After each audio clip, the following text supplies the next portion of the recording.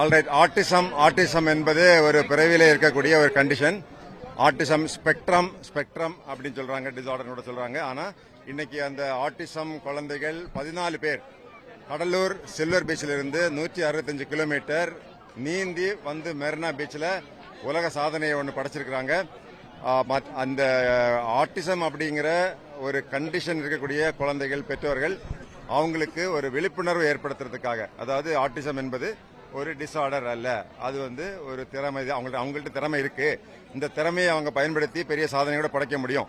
சாதாரண குழந்தைகள் பண்ண முடியாததை இந்த குழந்தைகள் பண்ணியிருக்கிறாங்க. 14 குழந்தைகள் 165 கிலோமீட்டர் நீந்தி வந்திருக்கிறாங்க. 1ஆம் தேதி ஆரம்பிச்சு இன்னைக்கு 4ஆம் தேதி முடிச்சிருக்கிறாங்க. அதுல 3 குழந்தைகள் 17 கிலோமீட்டர் தொடர்ந்து நீந்தி இருக்கிறாங்க. ஒரு பெண் குழந்தை 10 கிலோமீட்டர் நீந்தி இருக்குது. இந்த ஸ்பெக்ட்ரம் குழந்தைகளே பண்ணி முடிச்சிருக்கிறாங்க.